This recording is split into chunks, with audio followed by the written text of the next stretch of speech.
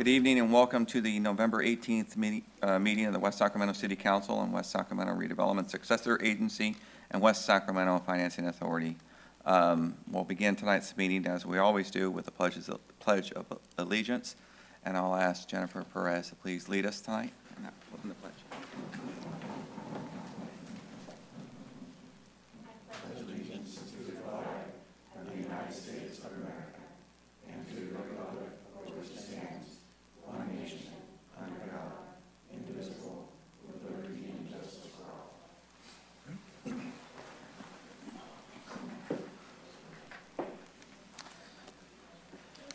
Thank you.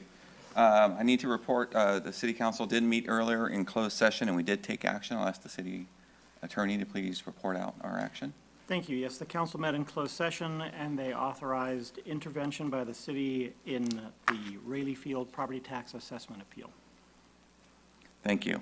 Before we get started tonight, I'll ask all members that anyone wishing to address the council to please fill out the yellow card, as Supervisor Villegas has done. Fill out the yellow card that's found on the dais to the right, on the desk on the right, on my right, and please fill that out and have it to our city clerk before the end of the item you're looking for, before the end of the staff report on the item that you want to speak on, and I will have those speakers come up in the order I'm giving them, and so in other words, random.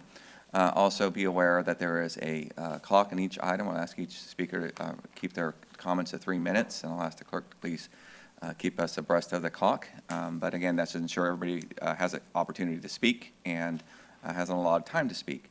The other thing to keep in mind is the agenda item. It will be shown by our city clerk, so we can keep track of where we are along the way. And also during those public comments, we ask that there be no excessive noise or no noise or interruptions during those speakers. It's stressful enough for folks to come speak, and we want to make sure we respect their time and give them the opportunity to have their words in front of the City Council. So with that, we are going to begin tonight with a normal part of our evening here at City Council, which will probably not be the same going forward, which is presentation on matters not in our agenda but within our jurisdiction.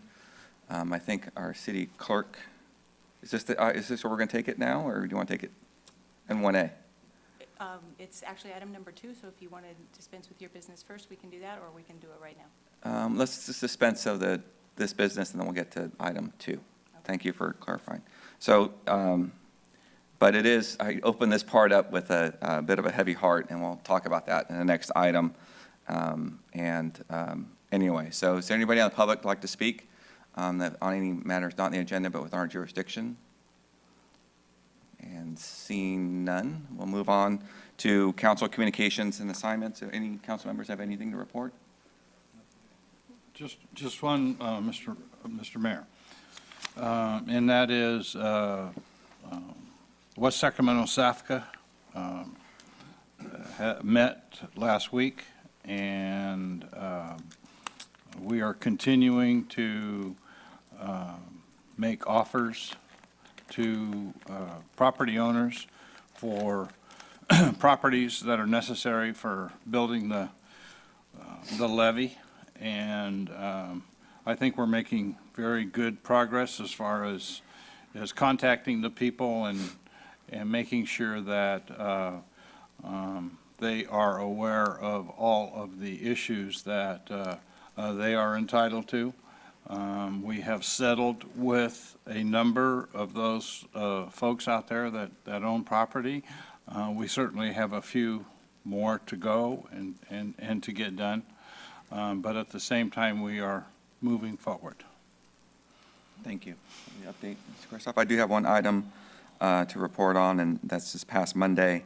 There was a meeting of the Yellow Habitat Conservancy. We did get an update on the conservation plan, as well as take on a couple of administrative items, but the plan proceeds as scheduled, and we did get a recommitment from the U.S.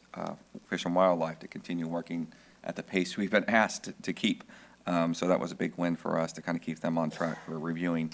We're getting ready to release the EIS process, which is a big deal, and so getting their commitment to reviewing that, getting comments back. I want to thank staff for getting their comments back in time before that process began. So there's good news continuing to come out of that GPA. Any other communications? Nope. Item 1C is council appointments, reappointments, removals. We have no items here, so we'll move on to item 2, which is a presentation of memorial tribute to West Sacramento resident William A. Lowell. And this is the part that I was alluding to earlier, that our presentations on the public won't be the same. So, Ms. Rankin, Chris. That's very true. Thank you. Good evening, Mayor Pro Tem Ledesma and council. It is with great sadness and pride that I present to you this evening a memorial tribute to one of West Sacramento's finest, Bill Lowell. Bill began attending city council meetings in 1987 and eventually amassed a greater attendance record than most council members and staff. Bill regularly addressed the city council on a variety of topics, and he always did it with style. It wasn't uncommon for Bill to sing his comments or recite poems, and most importantly, he was always, always kind and pleasant. Over the years, Bill became known for his pet peeves, such as restaurants that did not serve caffeine-free Diet Pepsi, retail stores that did not carry plus-size clothing, the lack of man-sized commodes, and most recently, the flimsy construction of pull shopping carts. But on the more serious side, Bill was simply a staunch advocate for accessibility for everybody. He grumbled when the local Social Security office was not conveniently located for people that used it the most. He was quick to point out when a change in a bus route would negatively impact the people who relied on public transportation. He kept an eye out on our community for anything that could make someone's life easier, and he was a good friend to anyone in need. Bill is truly missed. It's difficult to sum up Bill's many years of civic participation, but if I may, we've got a short video that we'd like to show you. If I may make a few comments before we, thank you. Thank you, Chris, for that. And I know it meant a great deal for you to present that because Bill was a regular here at council for many years, since we began, I think, and as a city. And he interacted many times with you and making sure his yellow card got in on time and making sure he had his comments. The one thing I'll say about Bill, and I think it gets lost in today's world where everybody has an opinion on politics and everybody thinks they can make a difference by screaming and yelling the loudest. Bill was a quiet man, but he showed up every meeting. His level of engagement in our community was one that people should aspire to. He just didn't show up in a sense that he was sat in a chair. He was thinking about, he read the agenda, he knew what was going on. He provided lightness and on topics that we don't normally think about, but he made sure we thought through things like accessibility and transit. In his own way, his voice was much louder in this community than those who think they need to shout the loudest to make a difference in this community. And for that reason, we're honoring him because he was an effective member of our community, engaged member of our community. I saw him personally show up at Yolo County Transportation District meetings, and in the past year had the opportunity to even offer him and provide him some rides home late at night when it was dark. And he told me a little bit about himself, and I got to know him a little bit more than what I got to see from the dais or from the podium when he would have his 3 minutes. And all those times were memorable in many ways, but I'll probably remember the rides home from Woodland in the Yolo County District more than anything. And so I know his family's here, and I appreciate you coming out tonight. And council, I'll allow you to comment in a minute, but I'm glad we did put together his, maybe his last 3 minutes in front of the council. So if you wouldn't mind showing the video, and then you guys can make the comments.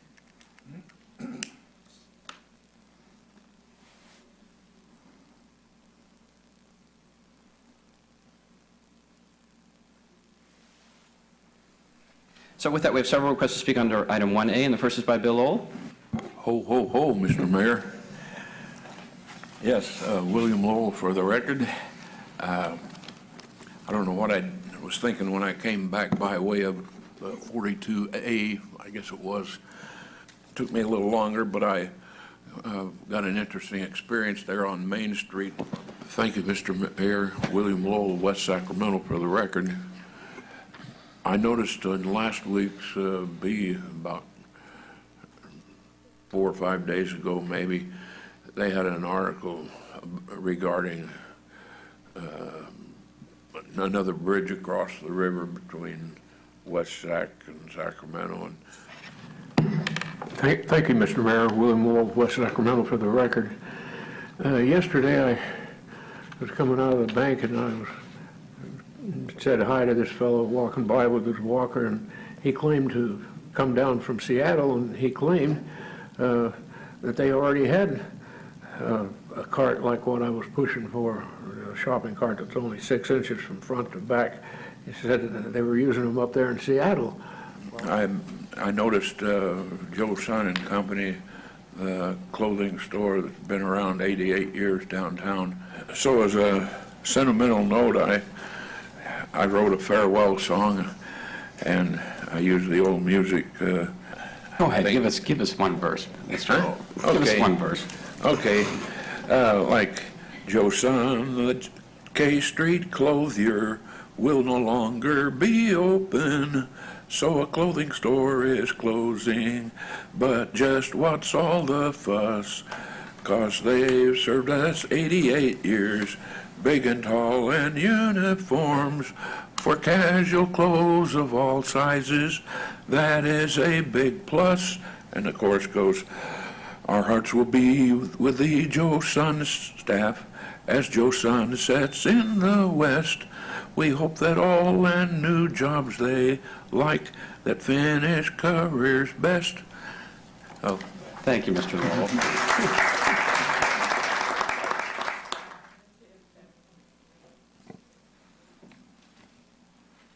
Thank you to Chris and the rest of the staff for putting that together. We have those memories because he sat here, and those first 3 minutes were always his. And so thank you for providing that memory, and you got a glimpse of how he lightened up our council chambers, but at the same time, he brought attention to issues for the community. So thank you for that. And if any other council members have any other comments you'd like to make. Yeah, I think, of course, the video was short. I've been on council now for 10 years, and, we always kind of wondered if Bill wasn't here. There's something, maybe someone should go check on him. And this was consistent meeting after meeting after meeting. So we caught one of his songs, but I know he's done at least a couple more of those, just as entertaining. And they were always for a point he wanted to make. But I think one of the most important contributions outside of, showing up and being vocal and expressing his opinion, which I think, is really commendable, and a lot of people can't do that, let alone get up and sing in front of all these people. But he was very consistent on transportation and the issues he had with, bus stops, with the shelters, with the shopping carts and the ability to get those on the buses. And he was doing a lot of work outside of just showing up here. He was going to Sacramento, he was going to Yellow Transportation District, and he was really on this stuff. And it was just dogged. Every meeting was harping on that point. And I think, that's how change happens. And I know we've all listened to what he said. And it was the way he said it. He was very matter of fact, but it was very, very consistent. And I hope there will be other advocates for transportation in the community like that, but we'll miss that. Yeah, I too would like to comment a little bit. Bill will be missed. I mean, he brought a number of things to the council, and I've known Bill now for probably 28, 29 years. When I first started on the council, Bill started attending council meetings. And he was always an advocate for transportation issues, especially the bus lines and buses and things like that. And he was an advocate for places to shop in West Sacramento. And he had his own way of explaining what he wanted to have done. And we listened. We not necessarily approved each particular item that he wanted to bring up, but at the same time we listened, and he had input.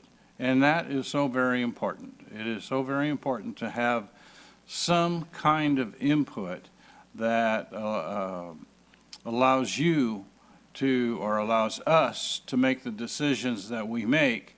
And it was a real loss for our community. I know Bill had some health issues for a number of years, but at the same time, this was a very, it was a loss, and it was sort of a sudden loss. And that, I think, took us back a bit, and we had to start to reflect on the good things that that man did. And so I'm going to miss him for one. Thank you. And welcome, Councilmember Sandine. And if you'd like to say a few words for Bill, we're going to give him his memorial in just a second. So if you'd like to say something.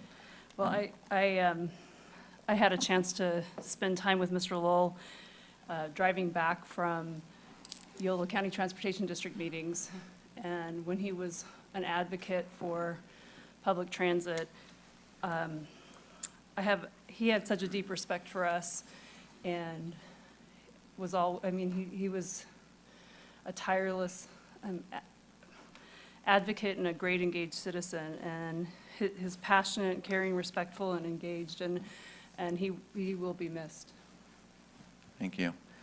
We do have a couple of things we need to present to the family who I know is here, and thank you for coming out tonight. So I'm going to come down, and I'll ask the council to join me in a second, but when we have a couple of things.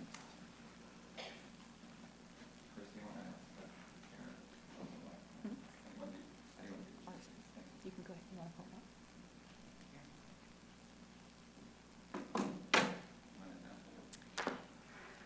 that? For those of you who don't know, Bill sat in the same chair week after week, year after year, and we thought it would be fitting to dedicate the chair to him. So Mayor Pro Tem Ledesma, if you do the honors.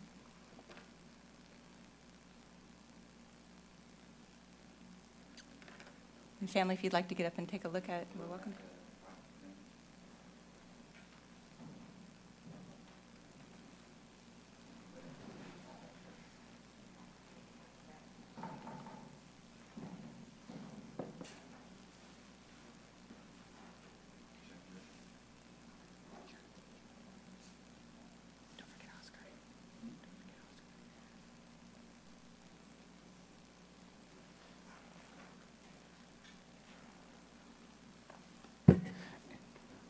We also have here and asked to speak on this item Yolo County Supervisor and longtime City Council Member Oscar Villegas. I'd like to come up and say a few words, and then I'll ask council while he's speaking to come down. We can give the memorial to the family. Thank you, Mr. Pro Tem, and good evening, members of the council. I just simply wanted to be here and be a part of the appropriately so recognition of Mr. Lowell, who for, and as Bill said, over 29 years. I was part of it, I think, close to 20 years, and I had the opportunity to talk to Bill quite a bit, as many did, driving home from Transportation District meetings late in the evening from Woodland, when he would have to otherwise be sitting outside in the cold or in the rain, waiting for that bus to get back to West Sacramento. I mean, that was a level of commitment that he had. And so I know many of us, including the mayor, gave him rides home from those meetings, just a simple gesture like that to support his true commitment to the transportation issues. But I wanted to be here this evening, and I think it's perfectly fitting that you recognize him with dedicating a chair where you can, sitting from the dais, continue to sort of see him and imagine what he would say when he stepped before the council and made his comments known to the rest of the world about how important transportation issues were. So thank you very much for allowing me to come up. Thank you. And if I could ask the members of the family come up, we have a small gift. I think we're going to hang this in the. No, that one's for them. This for them? Okay. Yeah. The big one goes in the bus. Thank you.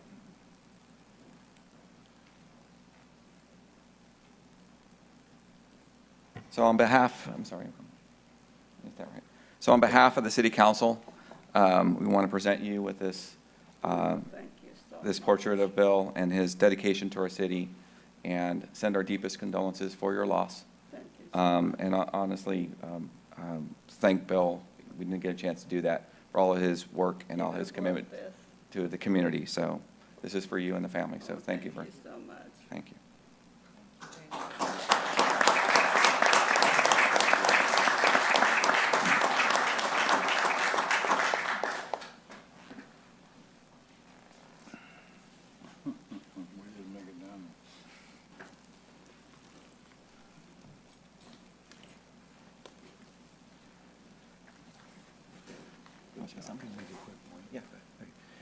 Yeah, I just appreciate the relatives of Bill coming out. I wanted to see if, I know we have our supervisor here in the audience, that if it would be something to consider, some type of bus stop memorial for Bill. I think this idea was brought to me by Cindy Tuttle, who was a longtime a friend of Bill. And it may be something that Yolo County Transportation might be able to do across the city hall, because Bill did spend a lot of time on the bus, and he spent a lot of time at those stops, and it might be something for consideration. Yeah. Thank you, Councilmember Johannesson.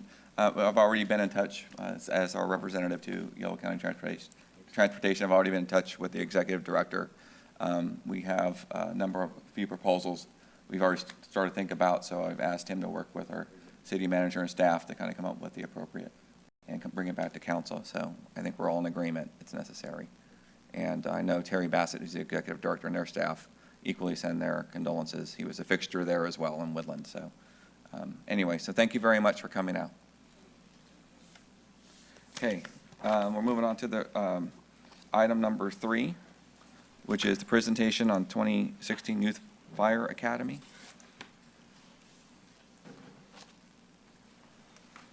And you can feel free to leave at this point, and appreciate you coming out again. Thank you. Good evening, Mayor Pro Tem and Council. In honor of William Lowell, for the record, I'm John Heilman, your Fire Chief, City of West Sacramento. Today, I'm going to provide a brief informational presentation on a program that the Fire Department, with the assistance of the city, has undertaken, and it's called the City of West Sacramento Youth Fire Academy. When I was in my hiring process, it was identified that there was a need to educate local youth on opportunities in the fire service in West Sacramento and beyond. With that, the idea was spawned for the City of West Sacramento Youth Fire Academy, and the process has begun, so I just wanted to inform the council of the process. Obtaining a career in the fire service is a unique experience. The testing process is very unique. The academy is very unique. The life in the firehouse is very unique. And that's why you see a lot of mothers, fathers, brothers, sisters, uncles, friends that mentor others on how to get into the fire service if they're already in the fire service. It's very difficult for a young man or woman to understand what it takes without that mentorship, and that's what we're trying to provide with this program. The objectives are to educate local youth about career opportunities in the fire service, prepare cadets with the educational path and expectations to become a viable firefighter candidate, provide instruction and information on basic firefighting and first aid procedures, allow for a ride-along program, exposing cadets to life in the firehouse, and provide an opportunity for 24 hours of community service applicable toward their high school graduation. We're basically taking what is 6 or 7 or 8 years of becoming a firefighter and condensing it down into a 2-month program so they get an overview of what it takes to become a firefighter. Next slide, please. Thanks. The program overview is we're trying to interview 40 candidates for the positions of 20, what we will call cadets. We are budgeted for 1 academy class in 2016 and 2 academy classes in 2017. Once we choose those 20 cadets, they'll proceed to the classroom portion of the program, where we start from the simple civil service written exam. We walk them through the physical agility testing. We do simulated oral board practices. I remember my first oral board, I really didn't have a clue what was going on, so we want to educate them on how to navigate and negotiate an oral board, what firefighters are looking for in the new firefighters. Then we get into basic first aid and CPR and basic firefighting techniques. Once they complete the classroom portion, they'll proceed out to the fire training tower. where they'll do a 1-week simulated academy. So a regular firefighter academy is usually between 16 and 22 weeks. We're going to condense this down into 1 week just to give them an overview and let them know what it takes to be successful in a fire academy. The fire academy, most people think it's just hands-on, ladders and hose, but there's a lot of other things that go into it that we're going to cover, such as physical fitness, grooming, attitude, teamwork, and ethics. Ethics to me is a big one. We go through a pretty intense background check. I have friends of mine that struggled to get into the fire service because of decisions that they made while they're in high school or as teenagers. And we're going to talk to the youth and let them know in the community, you know, these are the things that you have to look for the future when you make those decisions, make positive decisions. Next slide. So upon graduation from the academy, they will be assigned to a station and a captain. That captain will be their mentor. They'll perform shifts in the station. Those shifts will be community service hours that will go toward their graduation community service commitment. I was raised in a program like this, which sparked my interest. This fire service is not for everyone, and we need to understand that. So out of 20 cadets, you might get 2 or 3 who really follow through and become firefighters. I think that our goal is when a firefighter is hired somewhere that they can say that they got their start in the West Sacramento Youth Fire Academy, and that's what we're looking for. So the steps we've taken to recruit, I've spoke with the superintendent of schools. She's very supportive of the program. I'm presenting at the school board meeting next month. We've been to the high school twice. We've been to Yolo High School and given flyers to the counselors there to distribute to the students. We've done parent informational sessions. We have one more tomorrow night. And social media, it's big on social media. And it's just a program that I wanted to share with you because I think we're going to be very proud of this program in the future. And if you have any questions, I'd be happy to take them now. Thank you, Chief. Any questions? Ms. Sandine? I think this is wonderful. And I appreciate it. I think you've been giving us the flyers for a number of weeks so we can share them around as well in our council packets. I'm really glad to hear about the outreach to the schools. That was a question I had, just what's been going on there. So you've answered that. This is new to me, though. Are these academies fairly common in municipalities, or is this? So I know of several of them, and the one that we're kind of doing is actually a kind of a new concept. Most of them are usually either like full volunteer programs or just a 1-week session for younger youth.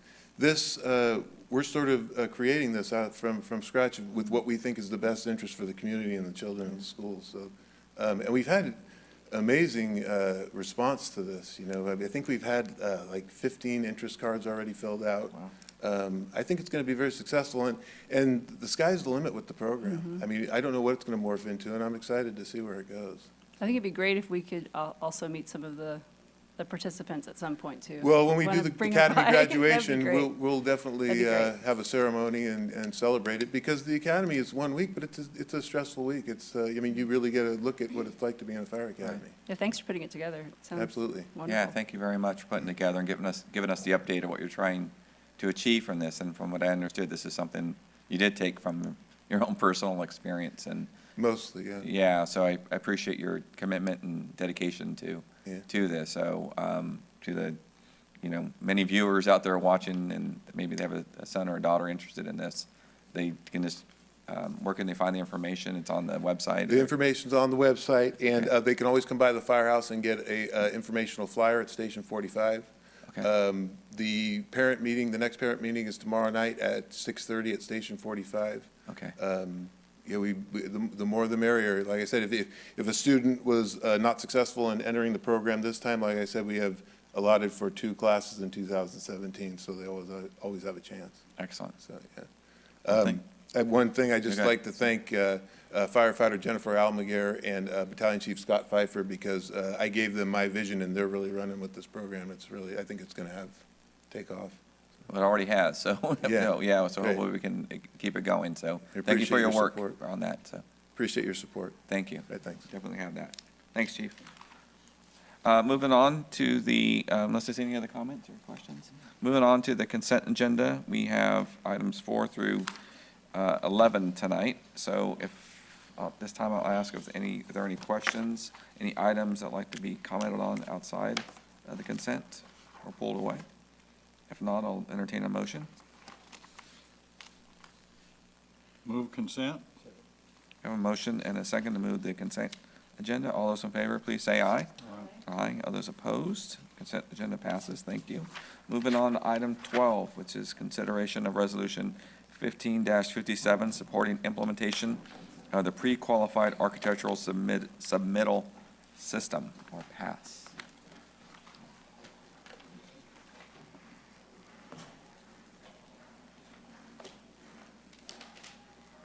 They're Good clapping evening. for you downstairs. You hear that? I might start dancing. Good evening, Mayor Pro Tem and Council. Just on a personal note, and as staff, I want to say how much Bill meant every time I walked in here, and I'll miss him. Thank you. The PASS program was brought to council in October, and there were a number of questions that I attempted to answer in this latest agenda report, and I'll address briefly tonight, and then open it to questions. What I will talk about is what really the PASS program isn't. It isn't a program that changes standards. It isn't a program that will preclude anything that the council or staff do now or in the future. It's really a simple matrix that is vetted and agreed upon by the industry, and the industry being architects, building officials, plans examiners, and designers. It's a program that's not exclusive to architects and the architectural community. It's open as we are rolling it out to designers, appropriately qualified designers for tenant improvements. Staff met with the chamber on 2 different occasions. So it's been vetted by the chamber. There was an offer, at least on 3 or 4 different dates, to meet with representatives of the Permit Simplicity program. I discussed that briefly as a point of comparison. That meeting and that discussion never came about. There was an offer and it was not consummated. The PASS program is, as I said earlier, an agreement. It's something that through this resolution, the council is not committing the city or staff to anything that can't be taken back or just simply stopped. With that, I'll open it to questions. Thank you. Any questions, Randy? Go ahead, Mr. Johannesson. Yeah, Randy, so so I think at least one of the touted benefits of permit simplicity is the ability to pre-certify and then to the time from application to development. So it's shortening that time as quick as possible, which is money in the pocket of whoever's doing tenant improvements. Does this help in that, in shortening that time, making the time more predictable? Yes, that time is specified per jurisdiction. And I have to brag about us a little bit. We are, if not the fastest, I think the fastest in the region. And what we can do is reduce that time frame even more. So it will expedite right now tenant improvements, and we intend to roll it out to larger and larger projects. So yes, it will shorten that time frame of examination and permit release. Great, thank you. Ms. Sandine? Thank you. I know there was a steering committee group of a number of municipalities that worked on the program. Yes. Have almost all of those cities and I think 2 counties, have they signed on, or have they gone forward? Some are in the process. like where? Others have signed on. Roseville Okay. has passed a resolution. Folsom, there's a resolution going to their council, I believe, the beginning of December, and there are others in process. Okay, thanks. And thanks for answering the questions from last time as well. My pleasure. Mr. Kristoff, any questions? No, I'd just say it's a good job, Randy. Thank you. This can expedite projects. This can make sure that people that do get the bids and get the work are, qualified. And so I'm looking forward to at least testing it and seeing how it works. And, anytime we can save money for the business community, that's a good thing. I mean, it really is. So, I commend you. Thank you. Job well done. Thank you, Randy, for taking this on, and this came to you when? It was presented to me over a 15 years year ago. ago. A year ago? Okay. And I've been working with the steering committee for about a year. Okay. Yeah. All right. So if you can just, I get the sense of kind of the how this will work in terms of, I guess I don't. I'm just trying, what it is. It's a kind of a unified sort of, or standardized way to approach, put in your permit. But from a perspective of somebody submitting plans, what do they see? I mean, kind of, is it available to them when they call and you said, we're part of this program, you can begin your project by looking at this, and they just follow that procedure, which is everywhere else, and it's pretty standardized from the way we use it in any other jurisdiction that uses it? Is that generally how it feels to the end user? That's exactly it. It's a standardized list that is available to the designers that would like to use it, and the extra step that they can take, there's actually a class, so you become pass certified. Certification sounds more official than it is. You're just trained and shown that matrix, and that's reassurance to the building official, the building division department, that you followed this step-by-step process. And over the past year, the reason it took a year plus, as we all know, I know too well sometimes, some days, the building standards are very convoluted and complicated, and we really wanted to refine it to discernible, usable standards that, of course, still met the code and all fire and life safety standards. And so that's what we've done. So yes, a designer can use that and reassure that the building division and their client that this will be faster, better. And will we be kind of measuring those who use past, kind of to see its impact, and going forward, will there be a way that we can Yes. manage and monitor that? Yes. There are 2 ad hoc committees through local associations, the AIA Central Valley Chapter and Sacramento Valley Association of Building Officials. And those committees will get feedback from all the jurisdictions that are involved. And they are retaining that data, and we intend to process that. And I would be happy to bring that back to you in a year, 6 months. I'd be Okay. happy to do that. Okay, terrific.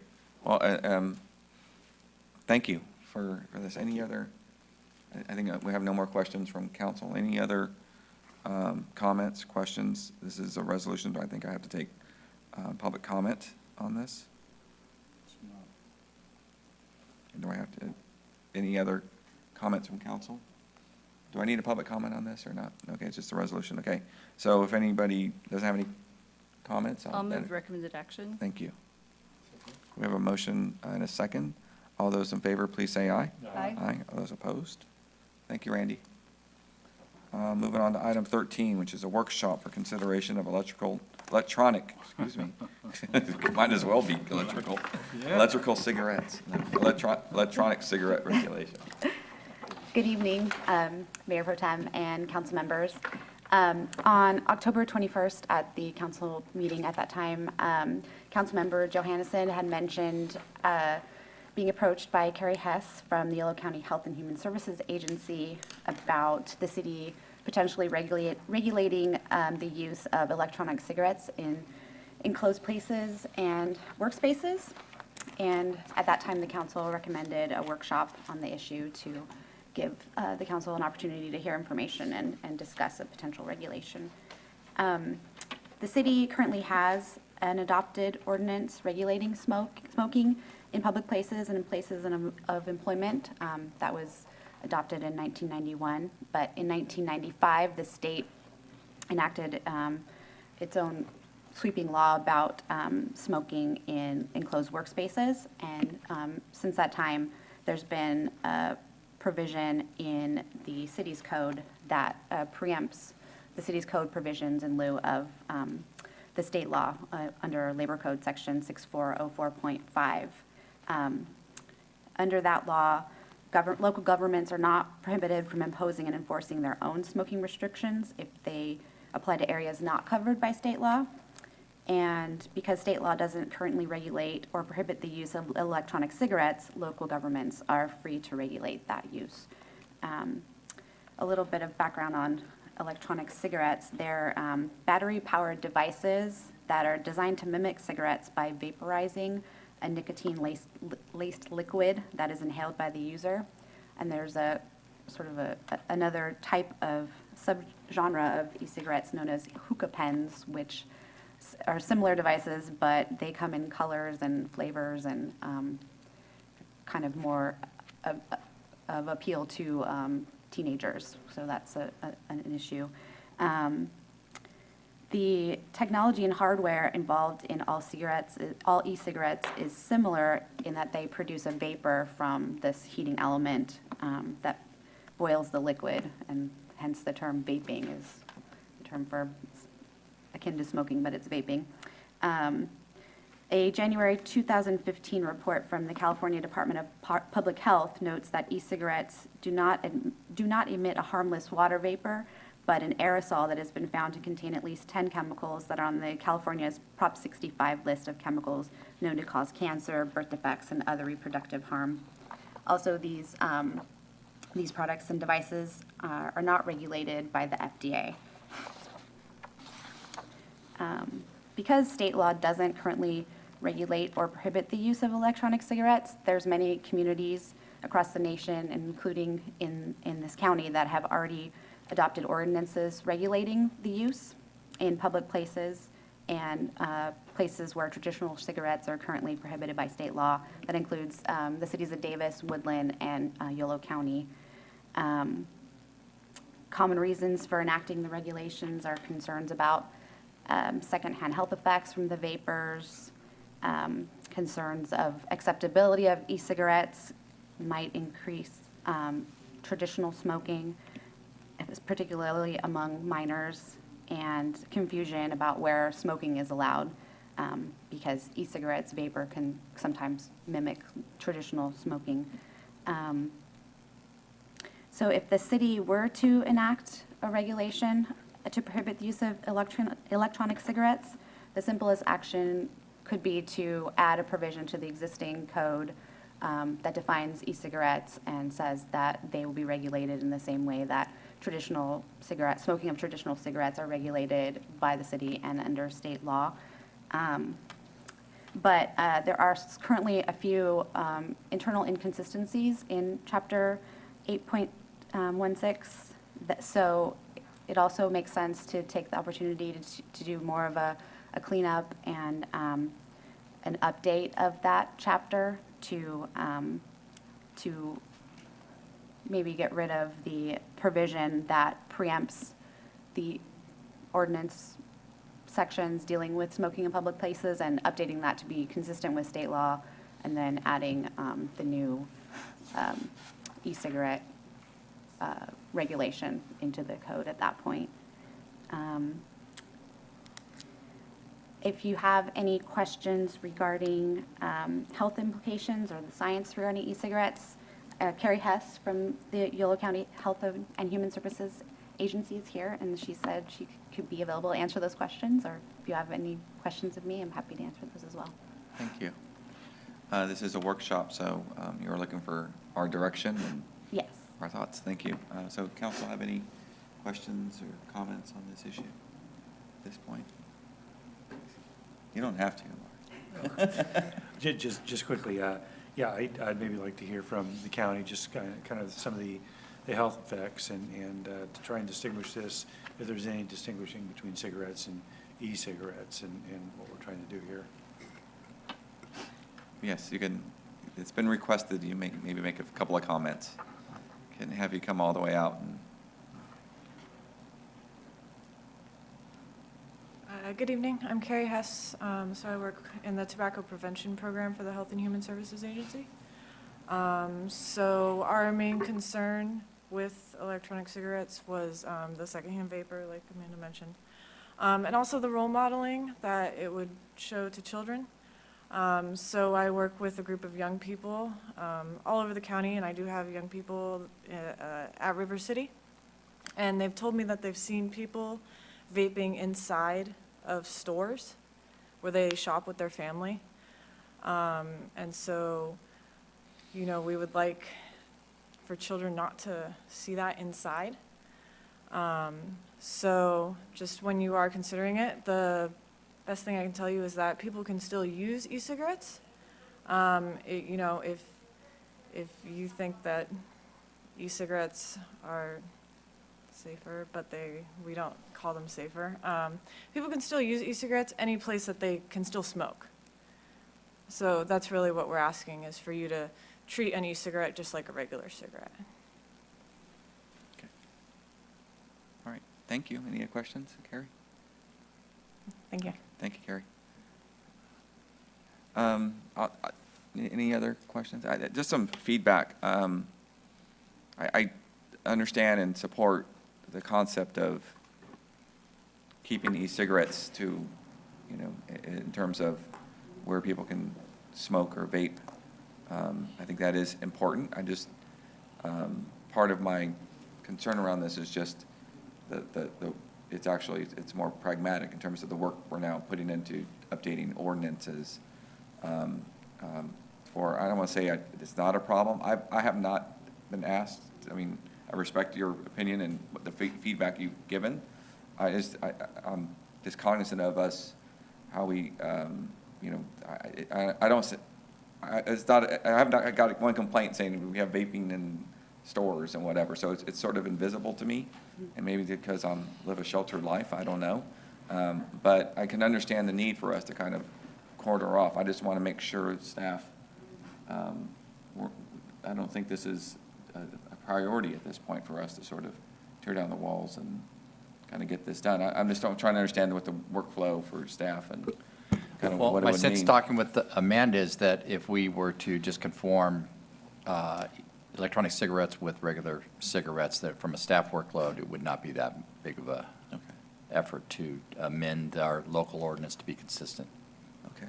Yeah, and the issue is right now there's a provision at the beginning of Chapter 8.16 that basically preempts many of the provisions in the code dealing with regulating smoking in public places, and then defers to the state law on those points. So we could leave that as is and just tack on the e-cigarette provision that says everywhere that the current code still regulates smoking, and everywhere that state law regulates smoking, that e-cigarettes would be regulated in the same way. But like I mentioned, there are a few little cleanup issues that we would have to do at the same time. And since we're doing that, it might make sense to do a little bit more of an update to rid ourselves of the preemption provision and just include more specific requirements in the code that are specific to places where smoking would be prohibited. Right. And Davis and Woodland and Yolo County have already done that, and Right. so we could use those as models, and I don't think it would require much staff time to do I that. don't want to make, yeah, my point is around that is how much, again, I'm just cautious about us, how we're moving. This could potentially be a problem that becomes very visible, and maybe, again, I may not see it at schools or in Nugget, and so I'm very cautious how we regulate what may be a problem in a year. If we don't do something about it, then we're kind of behind the 8 ball versus, you know, if it grows in popularity, and we certainly don't want it to promote it or see it to children. So I get the point. I just want us to also kind of, again, I have not seen this as an emergency issue we need to tackle. But if you say it's easy to implement. then Yeah, certainly, I believe it wouldn't take much time Okay. to update the code. Well, those are my thoughts then, is that we keep it kind of a simple implementation as you defined it. Well, my thoughts were following staff's recommendation. I mean, I think that just makes sense. We do the same things that we do for regular cigarettes. I agree with you. I mean, I haven't seen it at all out there. I mean, I haven't seen it at the stores, or I haven't seen it even outside the stores where I go, or the restaurants where I go. I don't see them, you know, especially in West Sacramento. I've seen them somewhat in Sacramento, but not in West Sacramento. I haven't seen that. And so I don't have a sense of urgency either, but at the same time, if we can just sort of include this into the same thing or the same way we treat cigarettes, then I really don't have any problem. Somebody asked me, though, when we were talking a little bit about this potential ordinance, what do they do for medical marijuana? The same issue would hold true for people smoking marijuana. And I didn't really know how to answer them. And I said, well, medical marijuana is something completely different. It's not a cigarette. It's not one of these e-cigarettes or vapors or whatever it is. But at the same time, it is. And so I don't want to throw a monkey wrench into this, because I think that this thing or this particular item should move forward. But at the same time, I think we need to give some thought, long-term, to marijuana, because, you know, there's going to be a ballot on the measure, a measure on the ballot. And so I just want to make sure that, you know, the same kinds of things hold true for anything and everything we do. We're just not updating these things all the time. Right. I think currently even though the section is preempted by state law based on the provision, smoking is defined as burning or carrying any lighted cigar, cigarette pipe, weed, or other combustible substance. So I think the code actually would cover smoking of marijuana. I don't know if it being medical marijuana would make a distinction. It's not clear, but. Yeah. Well, it was just an issue that somebody brought forward. I really didn't know how to answer it, and so I go, something I can ask our staff anyway. Okay, so on e-cigarettes, I think you have enough direction. So do you want me just then to add a new provision and then do the cleanup I'm leaving it items? this, my threshold question, if it's not a big impactful thing on staff, you can fit it into your work plan without disrupting what we have, the work we already had scheduled. That was my only concern, and you're Okay. both nodding your head yes, so Okay. it's fine. It's fine on content, it's just a matter of how the work fits in, that's all. Okay, sounds good. Anything else? No, I think I'm fine with that approach. Okay. All right, thank you. Thank you. All right, that ends our regular agenda, so we'll move on to, is there anything else? I'm sorry, you're good? Okay, move on to council calendar. I'm still over here. Right back at you. I was gonna look over there. So here's some calendar items that might be of interest to the council. Tomorrow morning at 8 a.m., there will be an activation of a new LED crossing beacon near River City High School and OLG Elementary School on Linden at the Clarksburg Branch Line Trail, and I believe a few of the council members are attending that. On Friday, November 20th, is the Region Rising event that's sponsored by SACOG and Valley Vision. And I think there might be one or two of you that are attending that as well. That's at the Convention Center from 9 to 5. And then on December 4th is the annual tree lighting ceremony at City Hall, and that starts at 6 o'clock. One edit, I'm not sure if it made it into your calendar, is on December 7th, the City School 2x2 will actually be held at the district's office, not in room 238. And then on December 10th, the city is having its holiday social from 1:30 to 3:30 in the Galleria, if you would like to attend. And last, the Successor Agency Oversight Board meeting on December 10th has been canceled, and the next meeting will be January 14th. Did you say 8 PM for the LED? 8 a.m. 8 Okay. Thank you. City manager report? Just briefly, I wanted to pass on the gratitude on the Bill Lowell presentation to Chris Rankin, our city clerk, and also to Robert Ansel, who I believe is back in the back room, who put the short presentation together. But it was a great effort, and appreciate that. I just want to wish you all happy Thanksgiving as well. Thank you. City attorney report? Staff direction from city council members? I received nothing. We're good. Future agenda item requests from council? Not really a request for future item, but I know we don't have another meeting until past Thanksgiving, so I'd just like to tell the community happy Thanksgiving.